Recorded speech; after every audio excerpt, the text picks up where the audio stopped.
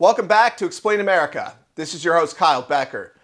Well, President Donald Trump was in rare form at a meeting with a world leader, and one of these fake news reporters, they really stepped in it. They drew his ire, and he issued a massive and very real threat against this media company. But before we get into this story, please like, share, and comment at Explain America. Join us. We appreciate your support for common sense journalism. Now, Donald Trump was at a meeting with the Saudi Prince, Mohammed bin Salman, aka MBS, and revealed a bombshell bit of news, and that was that the Saudis were investing $600 billion with the potential, and this is really was breaking news at the time, up to $1 trillion in the United States. Now, this would bring the foreign investment in the United States up to around $21 trillion. And this would range on sectors of the economy from oil and gas distribution to AI development and computer technology. Well, this bit of explosive news, which should have been grabbing headlines, should have been giving people cause for encouragement in the economy. Of course, the Democrat-controlled media has no interest in this whatsoever. And as Donald Trump said in a diatribe against an ABC News reporter, well, it is 97% negative news. No matter what wins President Trump gets for the American people, and quite frankly, the world, I mean, heck, he's trying to broker major Middle East peace agreements. Things have been a bit more under control there since he was able to rally a coalition to oppose Iran, for example. And also Syria and Hamas, they have been brought to the table multiple times. And of course, we're dealing with very ancient disputes, and you're not going to get a perfect peace right away. But I think that Trump has been making some headwinds there. Well, they don't want to give him credit for his peace deals. They don't want to give him credit for the positive things he's done for the economy. They don't want to give him credit for anything, because if they do, then their big government pushing pals in the Democratic Party and, quite frankly, the Uniparty, they would not be very happy with that. So Trump rightfully, and well, quite sharply, rebuked an ABC News reporter on Tuesday and suggested that the network show, and this was a huge warning, should have its license revoked. Let's take a look. Is that pretty good? Mr. President, why wait for Congress to release the Epstein files? Why not just do it now? You know, it's not the question that I mind, it's your attitude. I think you are a terrible reporter.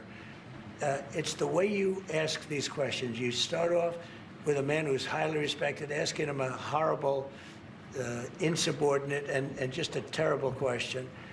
And you could even ask that same exact question nicely. You're all psyched up. Somebody psychs you over at ABC. They're going to psych it. You're a terrible person and a terrible reporter. As far as the Epstein files is, I have nothing to do with Jeffrey Epstein. I threw him out of my club many years ago because I thought he was a sick pervert. And I guess I turned out to be right. But you know who does have? Bill Clinton, Larry Summers, who ran Harvard, was with him every single night, every single weekend. They lived together. They went to his island many times. I never did. Andrew Weissman, I hear. All these guys were friends of his. You don't even talk about those people. You just keep going on the Epstein files. And what the Epstein is a Democrat hoax to try and get me not to be able to talk about the $21 trillion that I talked about today. It's a hoax. Now, I just got a little report, and I put it in my pocket, of all the money that he's given to Democrats. He gave me none, zero, no money to me. But he gave money to Democrats. And people are wise to your hoax. And ABC's, your company, your crappy company, is one of the perpetrators. And I'll tell you something. So why not just sign it now? I think the license should be taken away from ABC because your news is so fake and it's so wrong. And we have a great commissioner, the chairman, who should look at that, because I think when you come in and when you're 97% negative to Trump and then Trump wins the election in a landslide, that means obviously your news is not credible and you're not credible as a reporter. So I've answered your question. You should go and look at the Democrats who received money from Epstein, who spent their time. Larry Summers was with him all the time. That creep of the fund guy was with him all. Now, as you can see, this heated remark came in response to a question about Jeffrey Epstein from ABC's Mary Bruce. Trump obviously said people are wise to your hoax. And he said, ABC, your company, your crappy company, is one of the perpetrators. And I'll tell you something, I think the license should be taken away from ABC because your news is so fake. Well, it's hard to argue with the fact that ABC, CBS, NBC, it is perpetually negative news about Trump. And the thing about this is we act like, well, you know, Trump's personality invites it because he's so combative. Let's not forget that some of these other presidents in the past have not exactly had shining personalities. I mean, Joe Biden was combative. He had sharp remarks for the media.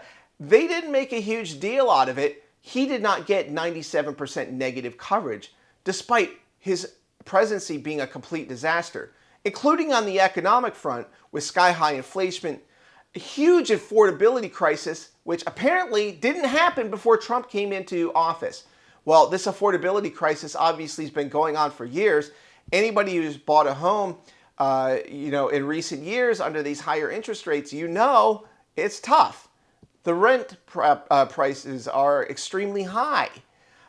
Grocery prices have remained elevated since the Biden administration. Even though they have plateaued to an extent, well, obviously we have reciprocal tariffs and there are some items that have gone up in price and it makes it difficult for a lot of people.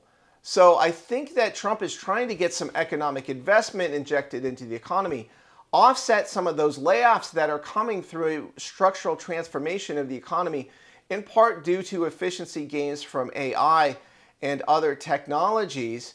And this was going to be inevitable to some extent because of just the revolution in artificial intelligence and robotics, telecommunications. And so we were going to see efficiency gains, and I think that was going to cause a structural transformation of the economy. Trump is wise to this. He's trying to get foreign investment into the country and trying to protect our market from exploitation. And I think that, whether you agree or disagree with Trump personally on a lot of things, stylistically, you can't doubt that he is committed to trying to make America a stronger and more secure place. And that is very key. So the mainstream media is very much fake news operation. I would argue it is state propaganda. We really need to look into the separation of the state and the media. We need to take a look at some of those relationships between the state and the media and really have bills pushed through Congress in order to establish a wall of separation. So weigh in with your own thoughts. We always invite your opinions here at Explain America.